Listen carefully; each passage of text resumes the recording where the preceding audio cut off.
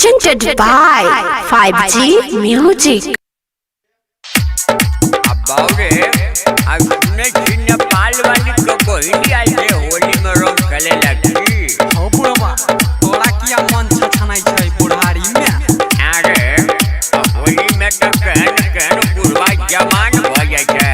अखन तो हमर 65 साल भेलै हैया रो देखी 65 साल के बुढ़वा वाला छोरा के चल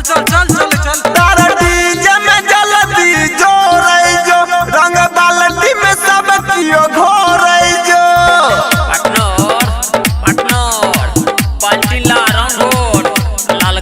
तारा डीजे में जल्दी जोरै जो रंग बाल्टी में सब कियो घोरै जो आई भौजी बहिन के समान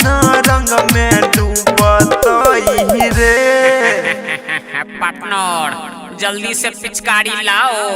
आ भौजी बहिन के लहंगा में सटाओ तबे न ठोपे ठोप चुएगा कथी ठोपे ठोप चुबेगा पार्टनर अरे गलत मत सोचो आगे सुनो पिचकारी जब चोली में छुबतई रे रंग लहंगा से टप टप चुबतई रे पिचकारी जब चोली में छुबतई रे रंग लहंगा से टप टप चुबतई रे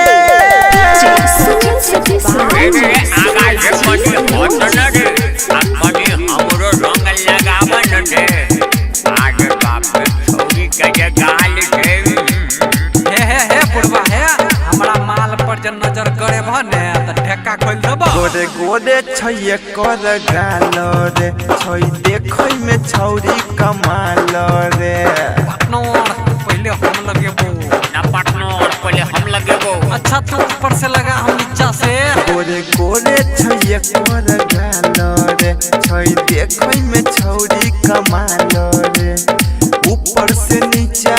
आगा से पीछा क दही लाल लाल रे दिल के जोगार करै जो जनरेटर में लाके भरै जो दारू पी के खूबे डीजे पे सबे कूदतई रे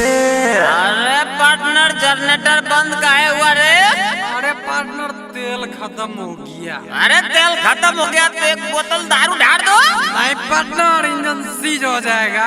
अच्छा सीज हो जाएगा तो लाइन को जोड़ो और डीजे चालू करो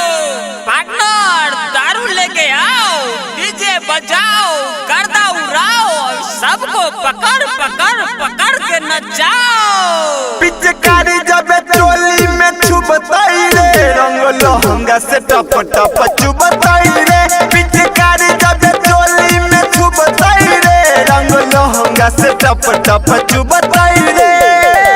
अरे पिचकारी जब रंग कहीं ना रे कोरोना का टाइम जेटे में क्या रख रही छी इहु बुढ़वा